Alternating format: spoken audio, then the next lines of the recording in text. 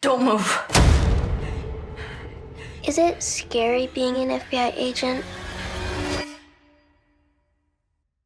The letter was left with the bodies.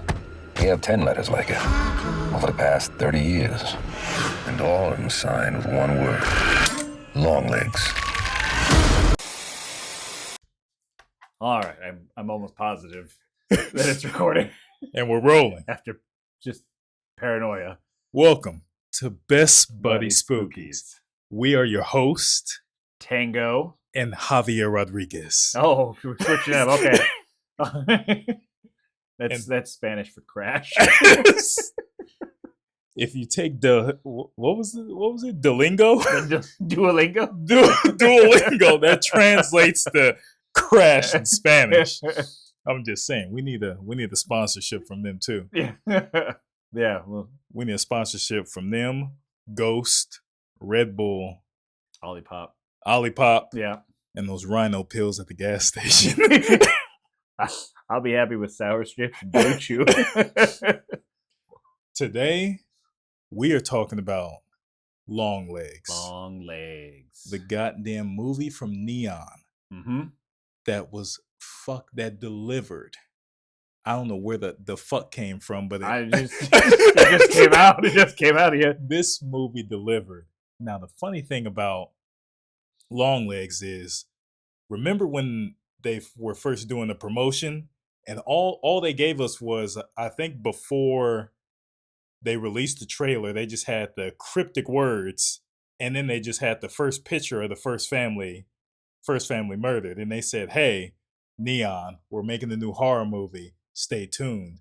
And I was intrigued. I was like, "All right, Neon, I respect your game," because Neon makes a lot of good movies. They make some good stuff, and I remember seeing those too because I was intrigued by just like what are we doing? What is this? They gave us just so little, yeah. and they showed that first photo of the murder, and I said, "Okay, you got my nipples hard a little bit." It felt illegal.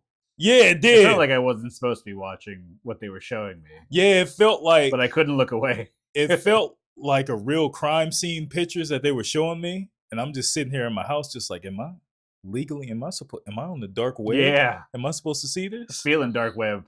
And then after that, when they went dark and they came back and they released the teaser trailer, and it just set the tone, set the vibe. And there were rumors before that Nicolas Cage was going to play the serial killer, but it was up in the air. They hadn't finalized it yet. Then it came out, lo and behold, twist my titties, that Nicolas Cage was playing the serial killer. And I think they couldn't have picked a better choice because Nicolas Cage is a goddamn good actor.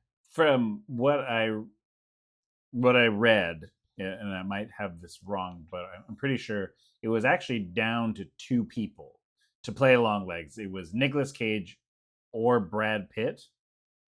And I mean, Brad Pitt, I like Brad Pitt and all, but Nicolas Cage, I think, really made this role what it was. I think if it was somebody else, I can't really picture it.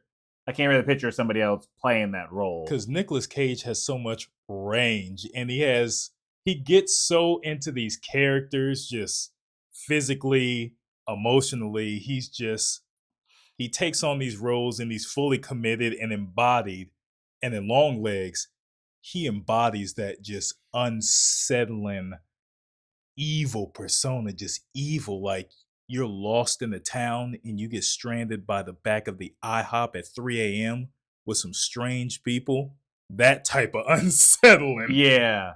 He one thing too that they said, which was crazy,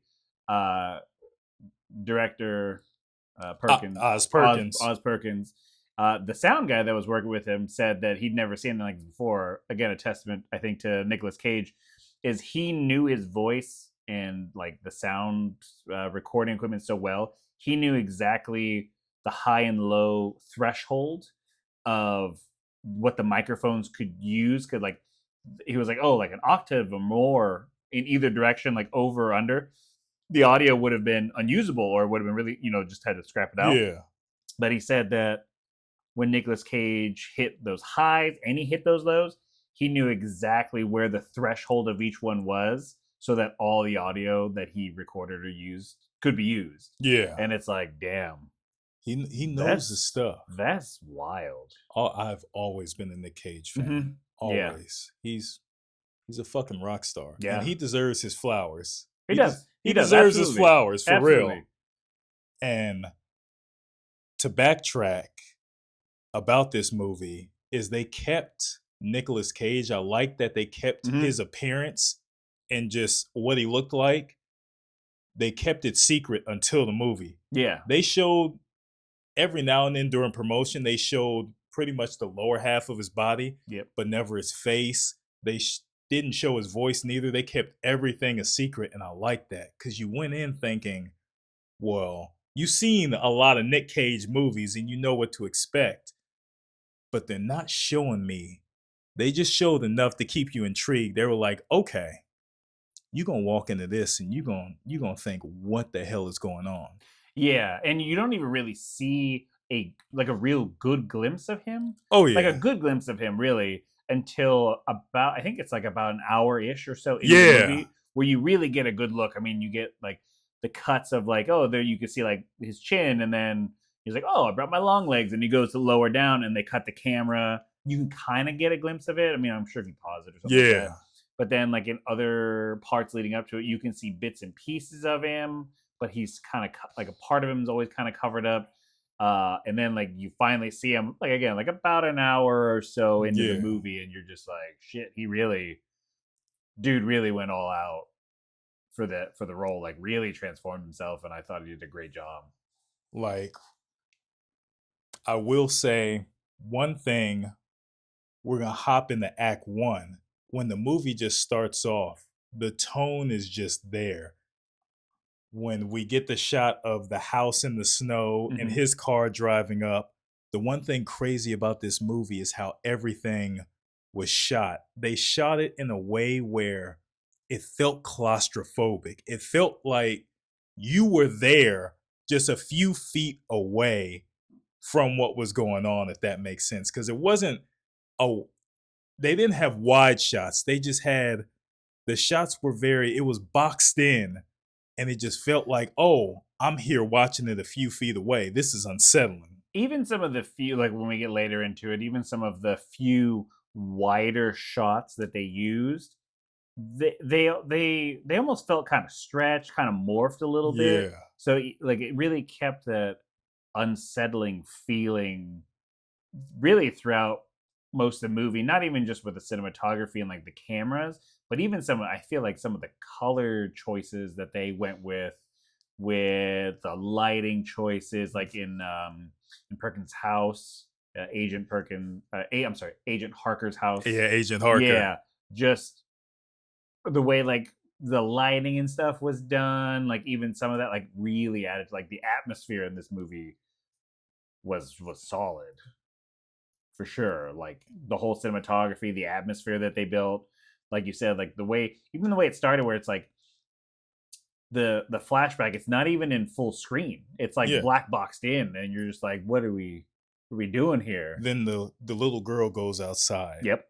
And just the music in this movie was haunting. It was in a way where it wasn't your typical horror movie music.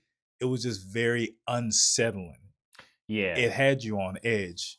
When the girl goes out into the snow and you see your first interaction with Nick Cage, and he's just this awkward, he felt like a dark presence. He felt unworldly, especially when he says, oh, I forgot my long legs, and he shudders down, and you get that first glimpse of him, and it cuts out and the music starts going.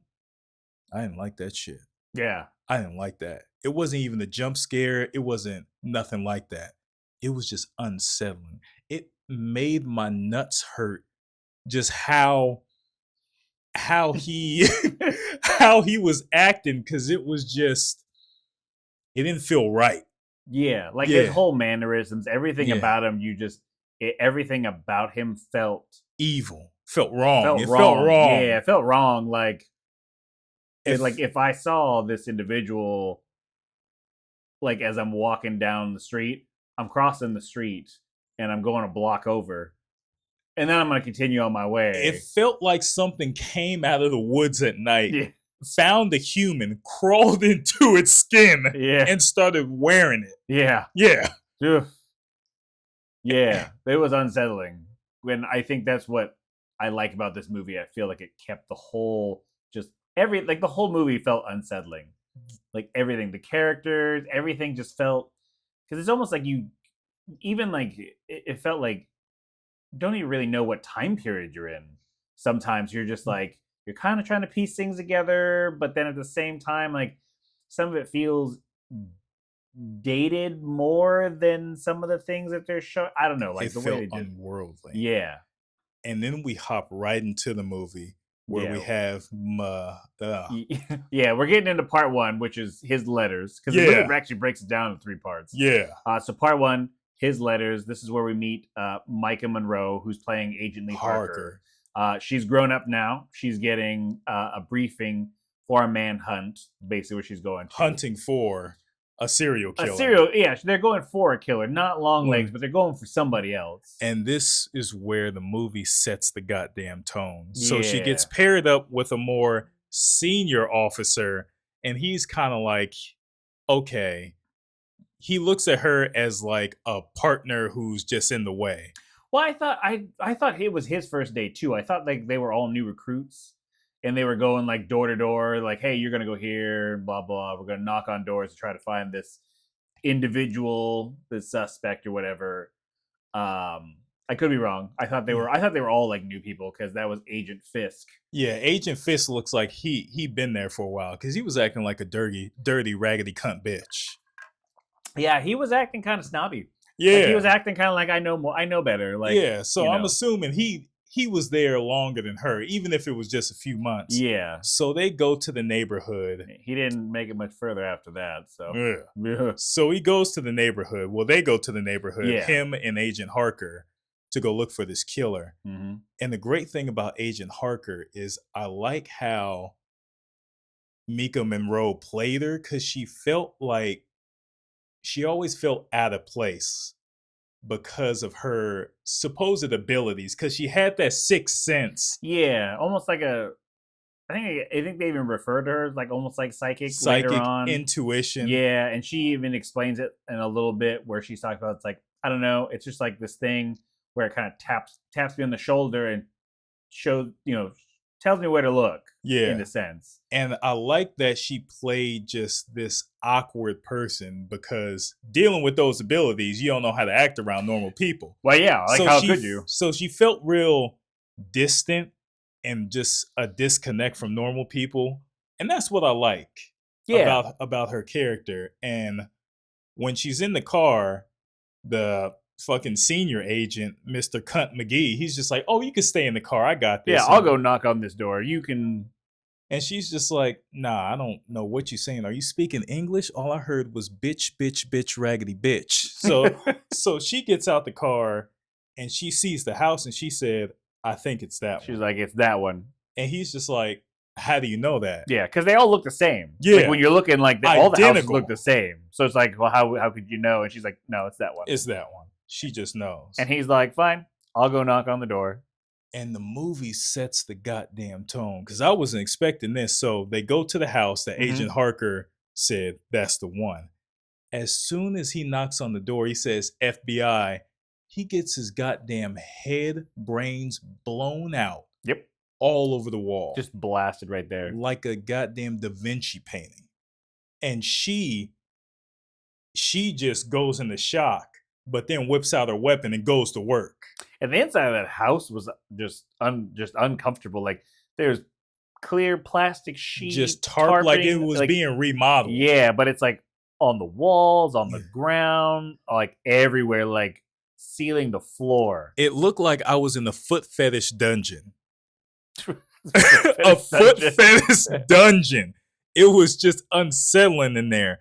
And when she's going through the building, and she goes up the stairs, the way the camera angles was moving, and the way the camera and these shots were set up, it literally felt like I was, like I said before, right there, feet away from her, following her right behind her, and it was just these shots felt like I was there, and I didn't fucking want to be there. Yeah, I didn't want to be there. I like, didn't want to be there. Nothing about this was like, yeah, this is how I want to spend my time. Yeah, like if I was there, best believe I'd be following her, but my cheeks clenched.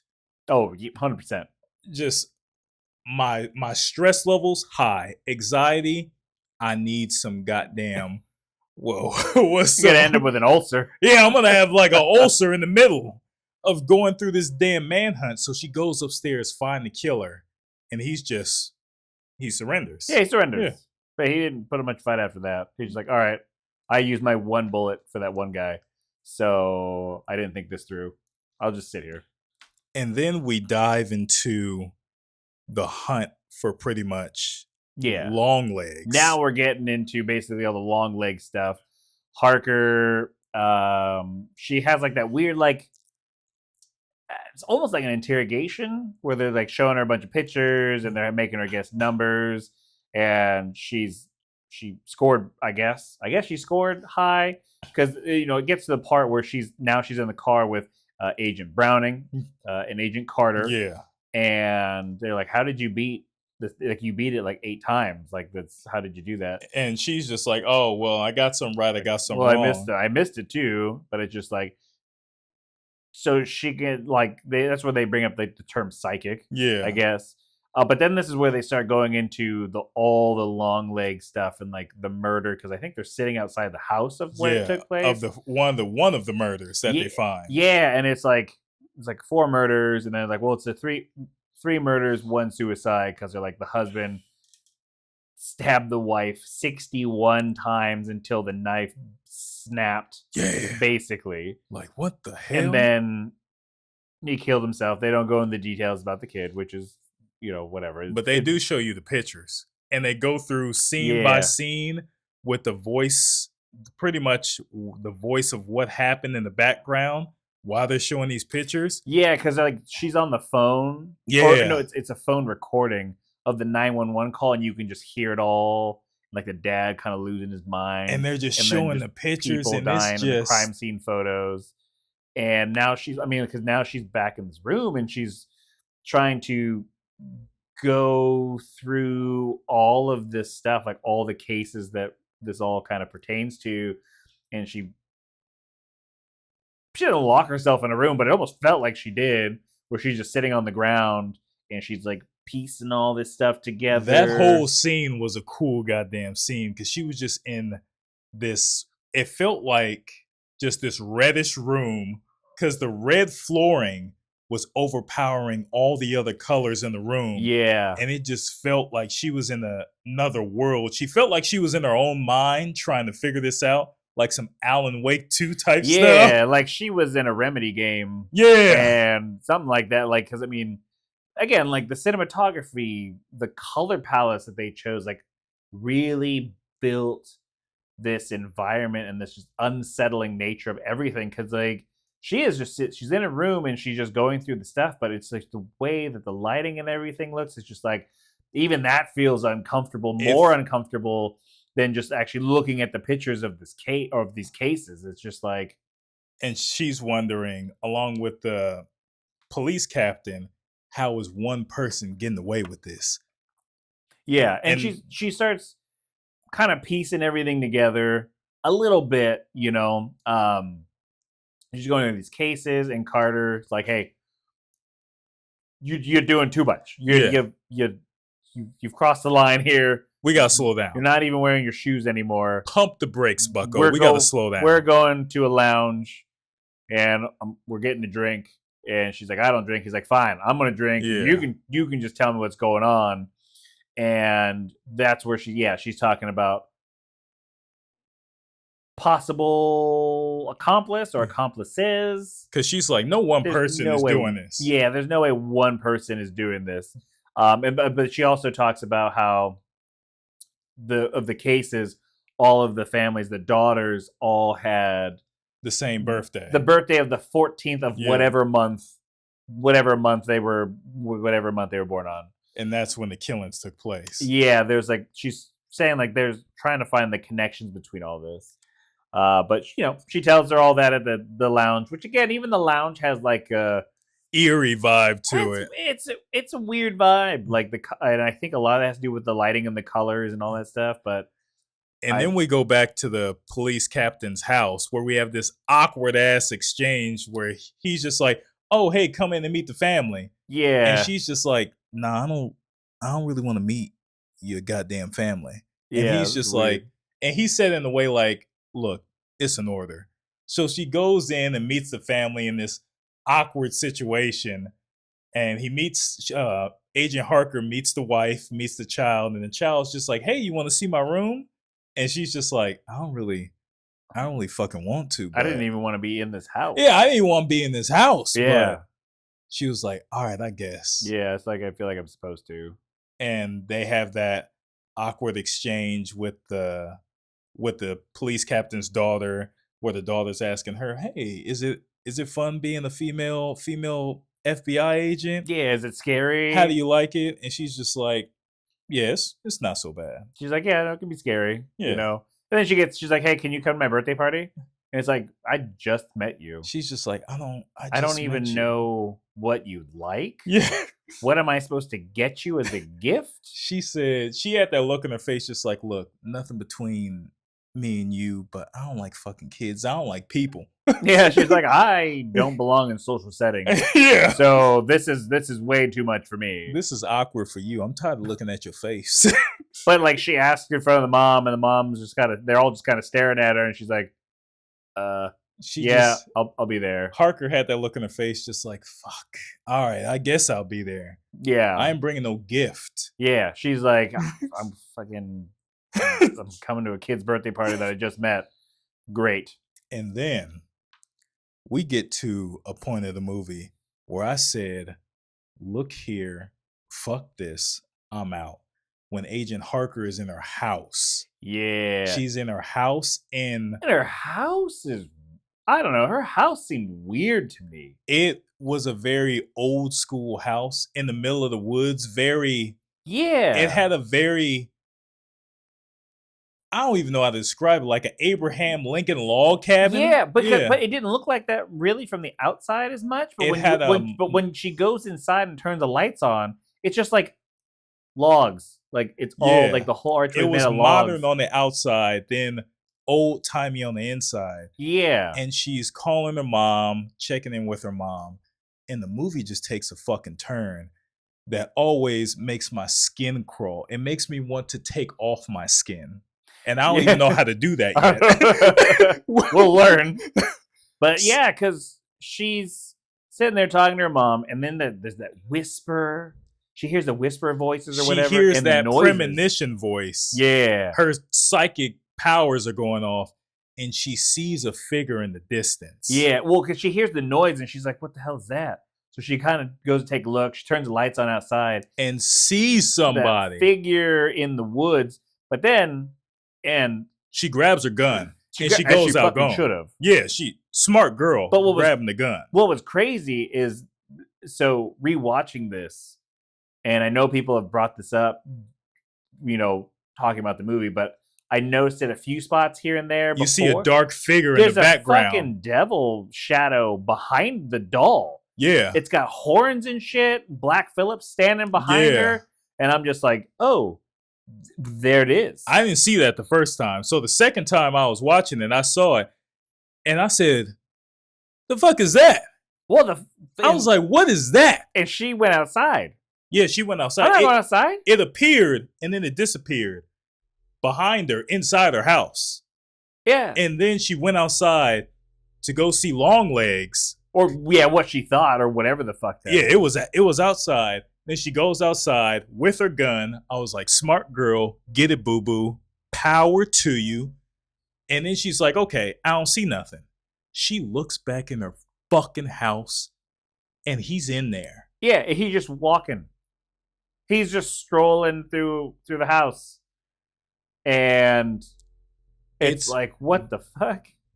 Fun fact, along with my other fears of ass-eating zombies, being beat off by a monster with callous hands, my third fear besides ass-eating demons, callous hand beat offs, is me going outside and seeing someone in my house, and then they just walk to a corner where I can't see them. That's one of my fears. That's one of not my what you fears. want. That would kind of fuck with me. And too. Agent Harker gets freaked out. She goes, rushes back inside, doesn't see nobody. Yeah. Gone. All that's left is a letter on the desk. Yep. You know how much anxiety I would have? I would just start shooting the gun randomly. I just start shooting at the walls. Be like, I'd just start shooting at the walls. I wouldn't be able to sleep that night. I'd be like, why the fuck was the mailman in my house? If I go outside and I see somebody in my house and then I go in, check everywhere and they're gone, I'm not going to sleep at all. No. I'm having 2 guns in my hand. I'm burning the house down. And I'm gonna go find somewhere else to live.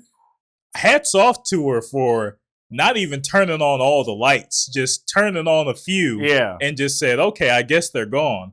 I'm like, bitch, you are very calm right now. Yeah, I was like, you saw some shit outside, and there's a fucking person walking around. I'm going in the house. I'm unloading the whole clip just to make sure I scare them off. Then I'm putting another clip in there, and I'm not sleeping all night. Yeah, I'm just going to put the gun on a roulette wheel. I'm going to spin it in whatever direction it stops and pull the trigger, and I'm going to spin it again. Like, I'm putting the chair against me in the wall so I can see all my surroundings. Yeah. But she goes in, goes back in, not a care in the world. She's perfectly calm. By then, I would have took 4 stress shits because I'd be stressed the fuck out.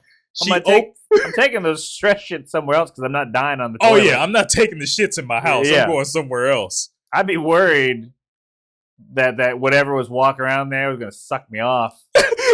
Thinking it's some sort of boat. Some sort of beast. Some sort of beast. So she goes and she opens the letter, obviously with her police gloves on for evidence. Yeah. Smart. She's smart. I mean, she is really smart. Yeah. You know, not like in some of these movies where they're like, I'll just raw dog this evidence right here and now my prints are all over everything. She's got gloves all over the place. Oh, yeah. She puts her gloves on, open it. It's from Longlegs. She has to decipher the code. And that message. That fucking message. What in the feet fucking hell? That was graphic.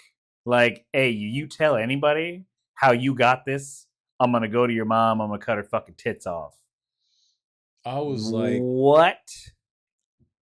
Yet again, if I see somebody in my house not there and I get a letter like that and I decipher it and it says that letter gave me Black Christmas flashbacks. Yeah. Like, we got people calling on phones with their cunts and their other vulgarity, and this dude's writing letters doing the same shit. Yeah. Basically, I'm like, what? It's those scenes where it's just like, hey, man, I ain't sleeping in this house. Nope. But then now we get into the meat and the potatoes of the movie where... Because now they're going... Because while she's deciphering this message of filth, her mom calls, leaves a message. She gets another call. She thinks it's her mom, but it's the FBI or whatever she's working with. And they're like, hey, Carter's looking for you. So they go, and it's another crime scene. They've been dead for about a month. The mom, the kid, they go, they're dead in the bed. Yeah. The father obviously killed them, but then killed himself, wrist and throat slashed. And you know, now we're getting another murder is taking place. Then we get like this interaction again where Harker is calling her mom, being like, hey, I won't be able to make it. I'm gonna be real busy. You know, I got, you know, stuff like that going on. And the mom is asking Harker if she's been saying her prayers. Yeah. And it's because it protects them from the devil. And that's just cryptic as hell. That's cryptic as hell. I would have said, hey, mom, can we, why are you saying that? Yeah. I'm stressed out right now. I'm on a hell of a case. Why are we saying that? Why? Why bring that up? Why are we doing that? What?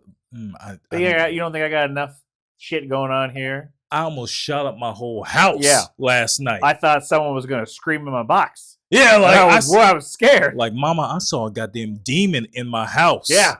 I didn't tell you that part. How I almost shot up my damn. You know what, Mama? That's not important You know right what? now. Maybe I'll make it for my birthday. But hey, right now I got stuff going on. I got another stress shit coming. Yeah, right?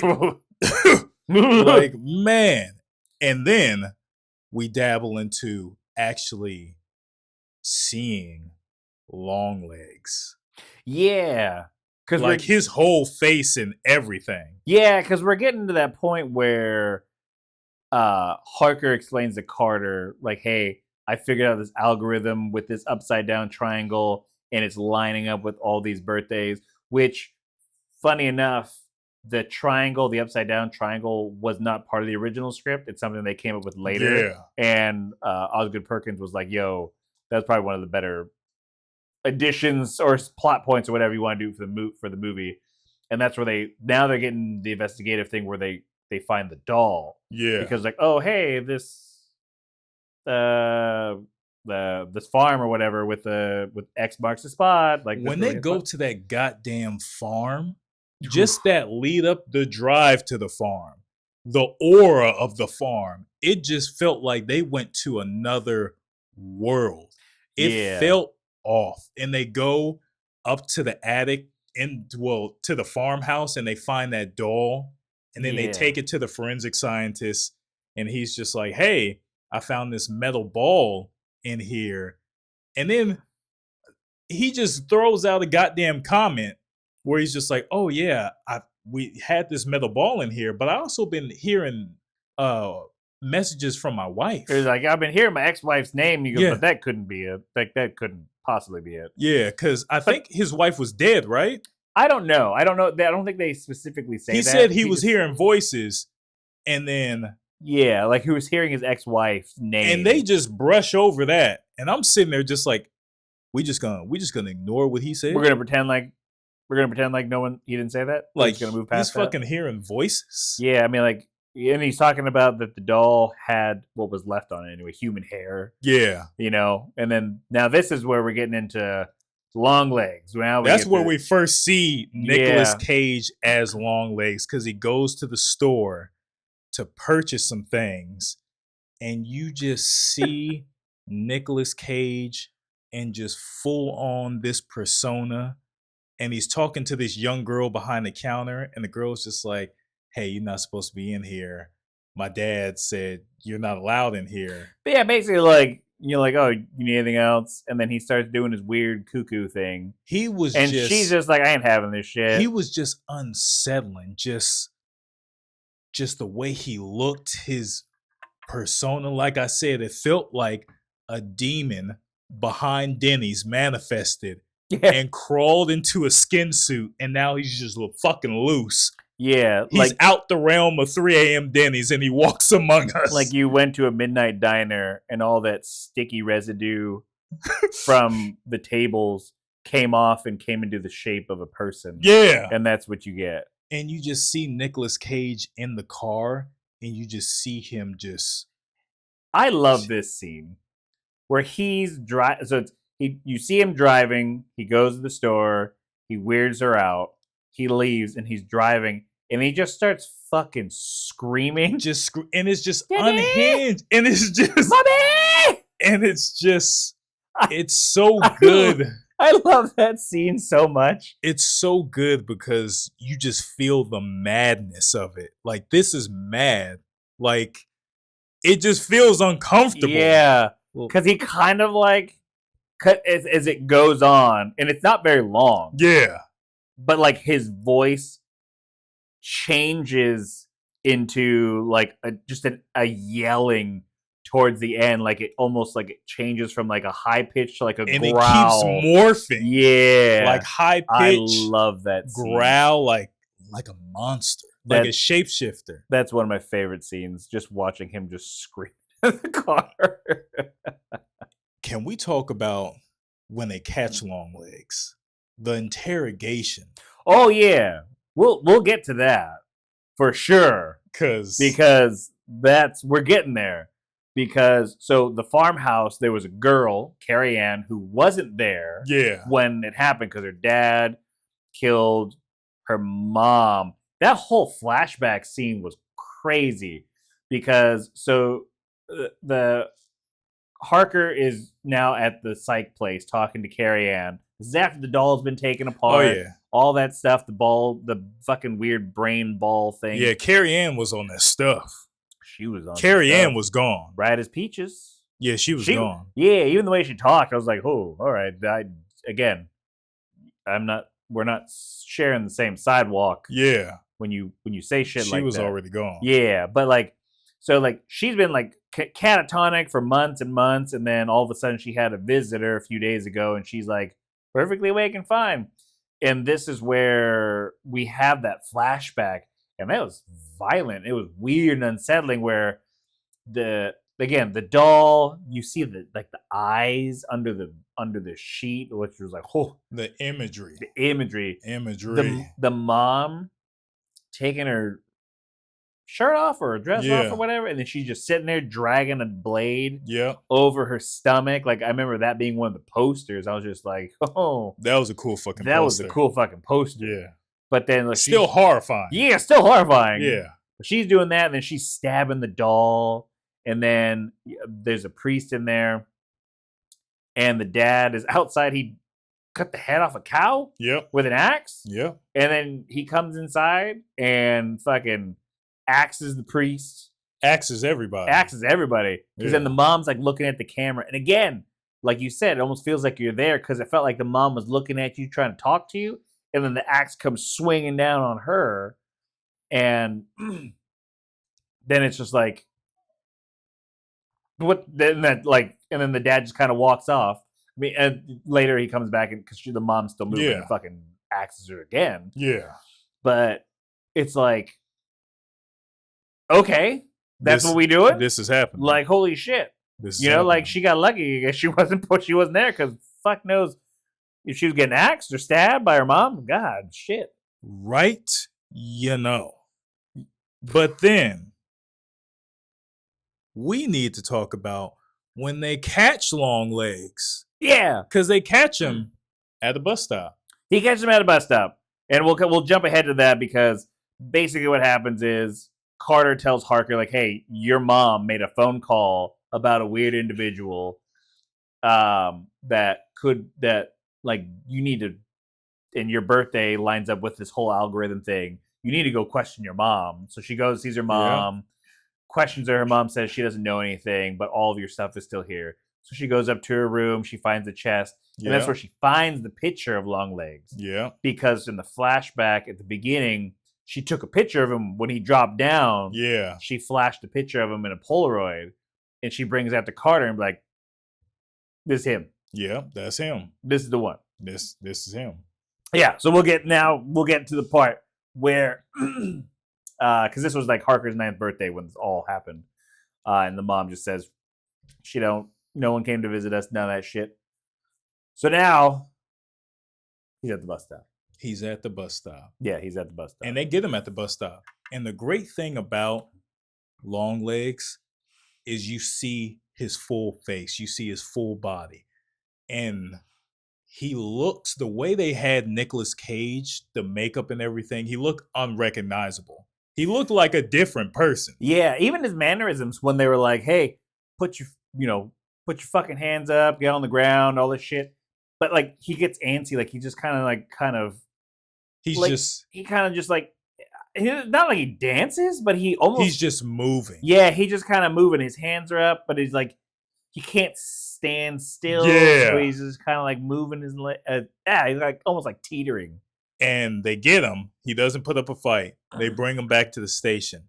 And the great thing about this fucking station scene is that when Monroe, the person who plays Harkin, this is her first time seeing Nick Cage in full costume in this scene. This is the first time when she was filming the movie where she saw him in all his stuff. So all that was happening, the way she was just looking and feeling awkward and just not really looking at him because Yeah. Her heart rate was racing. Yeah, because they have the footage when they first get him, and even the way like that footage was fucking creepy, and the way they pause it, you almost feel like something's gonna happen on the screen when it's just sitting in the background, and they the pause on his face. Yeah, just that image of his face just there while they're still talking, and they just have it right there. It just felt like something was gonna happen. It felt like he was in the room just watching. Yeah, it felt like he was watching, or it felt like he was gonna come out like that ring bitch. Yeah, and just come out the fucking TV. It felt like he was gonna come out the TV, lick the side of my face,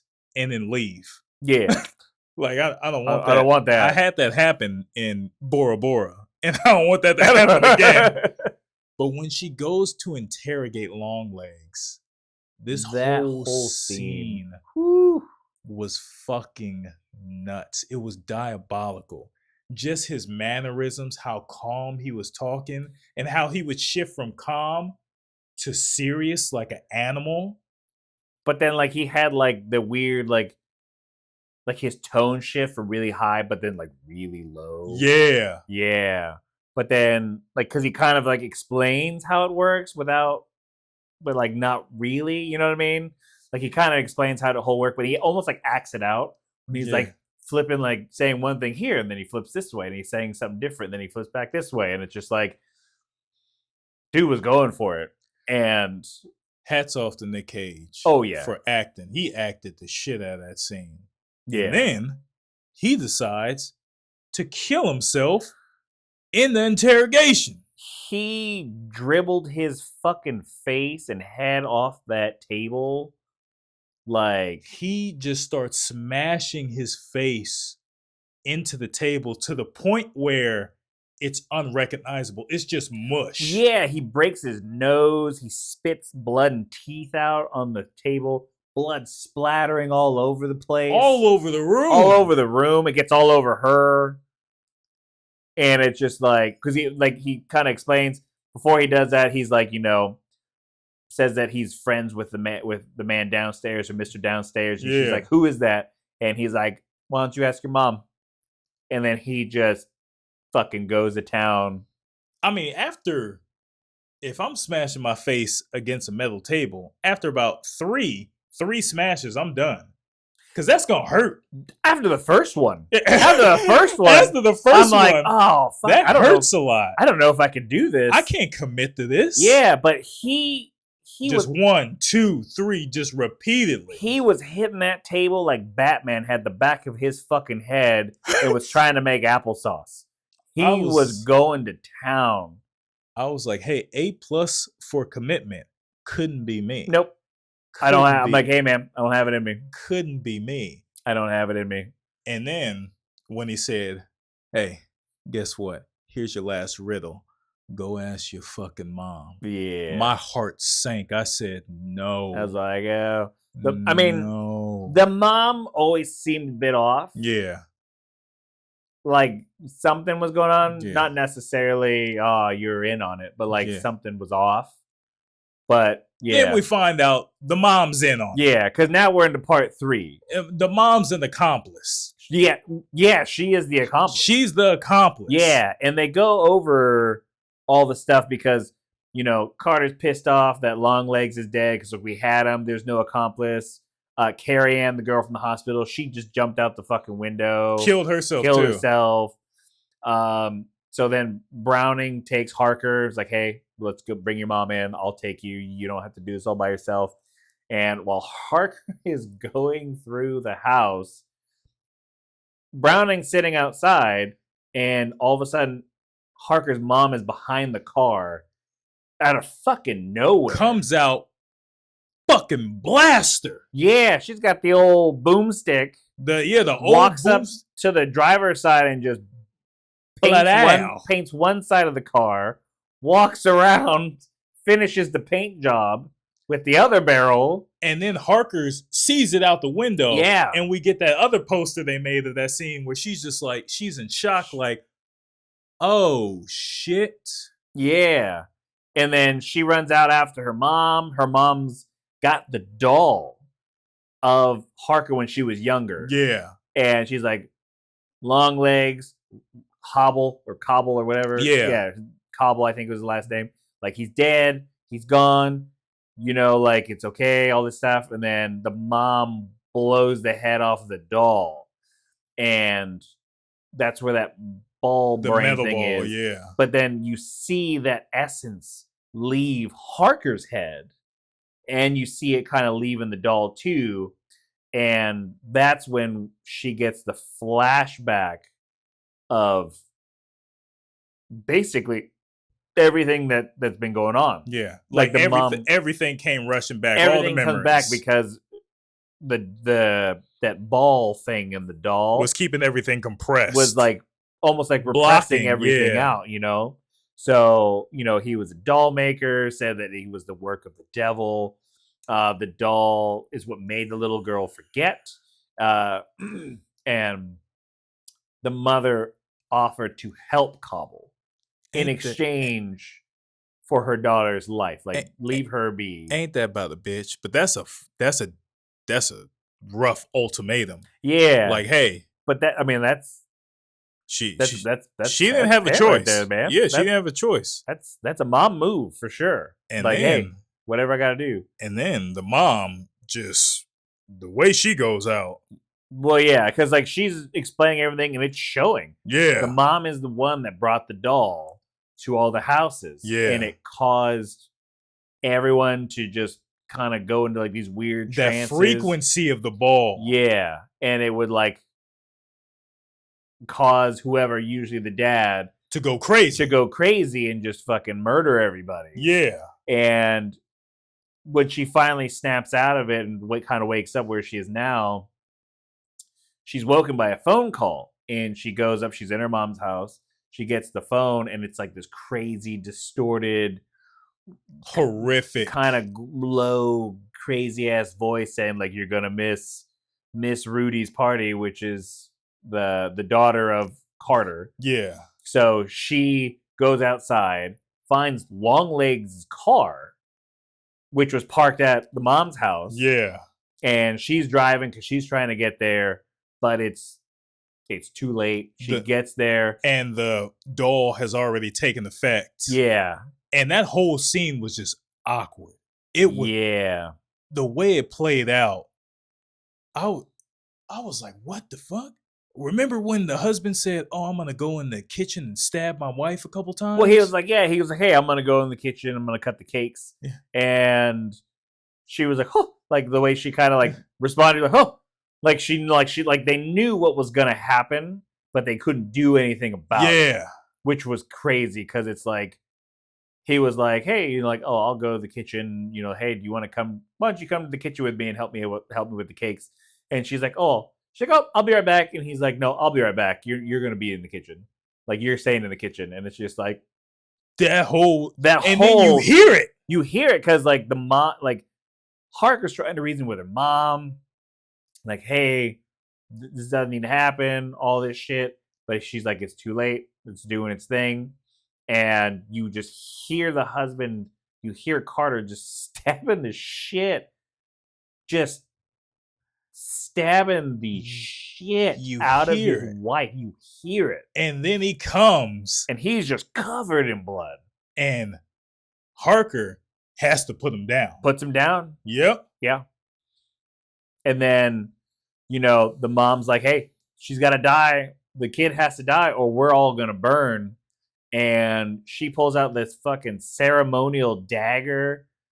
And she's like, "Mom, you don't have to do that." She's like, "But don't call me that." And then Harker pops her mom right in the fucking dome.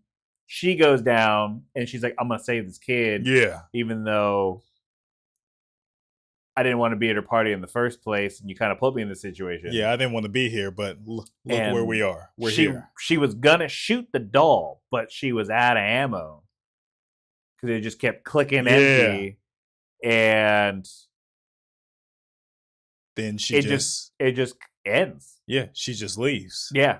And that's the end of Longlegs. That's the end.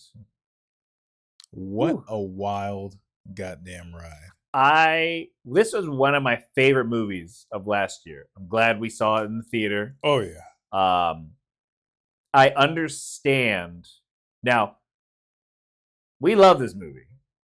but I understand why some people were let down by this movie because the hype around this movie was so big, was huge. Yeah. I understand. The scariest movie ever. Like, I know a lot of people were like really buying into the hype of it being the scariest movie. I thought it lived up to the hype. It really brought that unsettling nature. Like, I think some people expected it to just be nonstop, just go, go, go. But I'm happy that it had those slow moments. It was like it felt something a horror detective thriller. Yeah, it felt closer. Like, I mean, there are a lot more references. Like, people talk about Silence of the Lambs, which makes more sense to me. That's like, what it felt like. If you felt more like a Silence of the Lambs or Seven or Zodiac, like more of those type of movies than like a straight out horror movie, which I think a lot of like people The Conjuring with people, which I think a lot of people might have been buying into and not realizing necessarily what kind of movie they were getting. Oh, yeah. But I fucking loved it. And it was a solid one. You know, like we watched like the weird teaser video shit of like the pictures like we were talking about earlier. And then maybe I think there was like one teaser trailer. And that was it. When they officially gave it the name Longlegs. And then after that, I didn't watch shit because I was like, I'm watching. I just want to watch the movie. I'm watching it. Yeah. I don't need to see anymore. Yeah. Sold, bucko. Yeah. I'm watching. Bought that shit. Yeah. We were waiting for that. That physical release. I was like, where is it at? Yeah. Where's it at? And that's the end of Longlegs. Yeah. You gotta watch Longlegs. Yeah, you gotta watch that movie. Longlegs. But just understand when we say horror movie, think more Silence of the Lambs, Zodiac Killer. 7. It gave me some 7 vibes too. I love 7. That's such a damn good movie. And that's it. Well, hold on. What's your favorite kill? Favorite death. We'll go favorite death. I wouldn't necessarily say I had a favorite death in this movie because all the deaths were pretty much I'd say justified in a way. They're pretty intense. Like, I didn't have a favorite death in this movie. If you was to ask me what made me the most uncomfortable, it would be the scene when Longlegs was in her house and just fucking with her around the house. I'd substitute my favorite death for that. Cause that was like oh shit. That was like an oh shit moment. That was like he's watching me. I mean, for me, like it's like I don't know if you really call it favorite, but like one that really stands out to me, just rewatching it, would be that whole family scene flashback where like the mom is dragging the knife over her stomach, and then the dad just goes Amityville with the fucking axe. Yeah, that was one stood out. If I were to put now the next question, the what scene, scenario, whatever would be just like the most anxiety filled, most stressful place to be or to experience in real life, that interrogation room sequence like that would be the most uncomfortable scenario or setting to be in her shoes, to walk in, because and I think when they recorded her heart rate, it jumped from 76 to like 170. Yeah. Just by seeing his face. But not just that, but just the fact like walking into a room to interrogate somebody and seeing that. And now I'm in a room with this person by myself. Oh, yeah. Regardless of whether they're handcuffed or not. That didn't stop him from playing NBA Jam with his fucking face. Oh, yeah. And just being in that whole room would have just been like, okay, now where do we go from here? Where do I go from here? Because he just ruined my whole day. Yeah. He just ruined my whole goddamn day. I'm not sleeping for a while. I'm going to be seeing that for a while. I'm sleeping with a gun tied, duct taped to my hand, ready to shoot. Everything. I'm doing the old strap the string to a shotgun at the door trick. Yeah. Open that door, you get blasted. Like, Jesus Christ. And with that being said, we're gonna end this episode on a happy note by saying, if you're ever home alone and you feel like someone's watching you or somebody's in your house, they probably fucking are. They probably are. And you need to get your shit together, turn on all the lights, and check your goddamn house because somebody's there watching you. It's probably Meta. Most likely. Most likely. Most likely. And on that note, we're going to tell you, if you enjoyed this episode and you feel a sense of perpetuating anxiety that someone is now in your home or watching you from the outside, it's probably right. But besides feeling that anxiety, why don't you subscribe to the channel, hit that like, follow us. YouTube. Yeah, fucking follow us on YouTube. Yeah. Don't be a little bitch. Spotify. Give us a follow. Yeah, listen to us on but Spotify. Mostly YouTube. Follow us on the YouTube. Because I can tell you right now, if you don't follow us on the YouTube, somebody is going to be walking around your house and you're going to see them. And that's all I'm going to say about that. I'm not wishing that upon you, but I'm just saying if you don't subscribe, then shit, you might have a Longlegs situation. Yeah. And on that note, best buddy having a stroke. Those 2 cups of vodka are kicking in. That's the end of Best Buddy Spookies. Go subscribe. And I won't have to call you a dirty, filthy. I'm not gonna finish. I'm not gonna finish the other part. I'm gonna try to end on a positive note. Oh yeah, we're gonna end on a positive note. You are great. I love you. You look amazing. I love the thing you've done with your hair. You got nice feet. Yeah. Subscribe. Hey, I hope you're having a great day. I hope you get to go home. I hope somebody screams in your box. And hope nobody's watching you from the outside. Yeah. Unless you're charging money for it, then by all means go ahead. Oh yeah, by all means. We're out of here. We're done. We're done. Smooches. Bye-bye now.